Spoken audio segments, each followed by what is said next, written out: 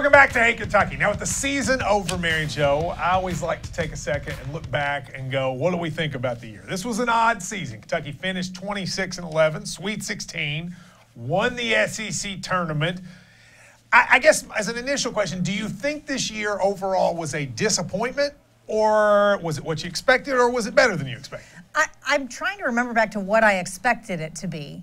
I don't believe it's a disappointment, though. I really don't. Like, it was a disappointing finish because 100 times out of 100 we should beat Kansas State in that situation. Obviously, this was a team that you can say all you want about no easy path. Nah, they sucked. I mean, Kansas State sucked. They did. We should not have lost to Kansas State. Easiest path to the Final Four anyone will ever have, especially as a 5 seed. So that part was disappointing. The season overall, I think I kind of really grew to like these guys a little bit more. And you saw growth. You saw them change, and you saw them grow. And so I thought it was fun. I would give it slight disappointment. All right, first of all, my expectations were a lot lower than other people's when the year started. I thought they would lose, I said 9 to 10 games. So they lost one more. I probably would have not thought they would lose that game to South Carolina. Right? That maybe is the difference. Yeah. I never thought this was a Final Four team necessarily, but then when the bracket opened up, it was. And so my slight disappointment is not that they made the Sweet 16. They could have lost in the second round to Arizona, and I might have been okay with it. But it was losing to that team, because what happened is they reverted back to the basketball that they were playing in January, which was so hard to watch and which was so bad. One of the things I think Calipari does a really good job is that he actually has the team almost always playing their best in March.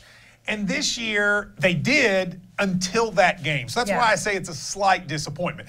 Now, there are some people who say Cal needs to reevaluate his system. I don't know that the one and done still works. I don't think any of that is true. Do you? I completely disagree with people who think that. It's absolutely the best system is to go out and recruit the very best players that you believe fit your program. What other way is there to do it? See, I think the thing is you have to break down Kentucky and Duke, because ultimately the only two schools doing this like we do it are Kentucky and Duke. You know, Kansas has one or two, Arizona has one or two, but it's really Kentucky and Duke. And Kentucky and Duke, when people say, well, they haven't won a title in the last 3 years, you're comparing two schools against 300. I mean, there's a lot more chances for everybody else to be good. And what I would say to you is, last year Kentucky was this close to winning the national championship. I mean, if they beat North Carolina, I'm convinced they win it. This year, Duke was this close to getting the Final Four. I mean, Grayson Allen's shot went all over the, And guess what? The one who missed it was a senior. And then there are these senior-laden teams like Michigan State and Virginia and North Carolina. Gone. All went out early. So people focus on Michigan making it, Kansas making it, Villanova making it, and they say, okay, you need juniors and seniors. But the thing is, when you're talking about those juniors and seniors teams, they're getting 25 shots at the apple, and the one-and-done teams get 2. And here's what I always know about Kentucky and Duke. Mary Jo, I always know they're going to have a shot. Every single year, they're going to have a shot. So everyone is leaving from Duke. They're bringing in this completely dominant recruiting class.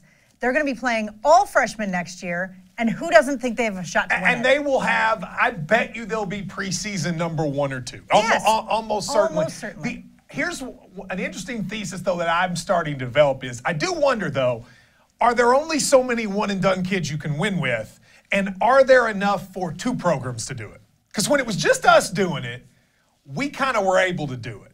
But if Duke's doing it too, do we split the pot a little bit and it makes it harder? Is that possible? Yes, and I think that next year the pot leans heavily toward Duke. It does, but we will. But the thing is, we will have second-year guys now. Yeah. So what's interesting is next year Kentucky will probably have a roster that has more upperclassmen than freshmen for maybe the first time in forever for Kentucky. But don't you see the possibility that more of these guys could leave this year than you probably think? There are, but let's say that they do. I mean, let's say Diallo leaves and Vanderbilt leaves. We're still going to get 4 or 5 kids back, and I think you're still going to. And there are guys like Jamal Baker who didn't even play this year. I think Cal's system works. I just think he has to have a great player. And I'm not sure we had a great player. We didn't. We had some very good players, but I don't know if we had a great player. And I think next year Keldon Johnson might be that great player, and then we don't worry about it and everything's perfectly fine. So slight disappointment you're fine with. I'm not fine with the last game. But besides that. But the season as a whole, yes. Fair enough.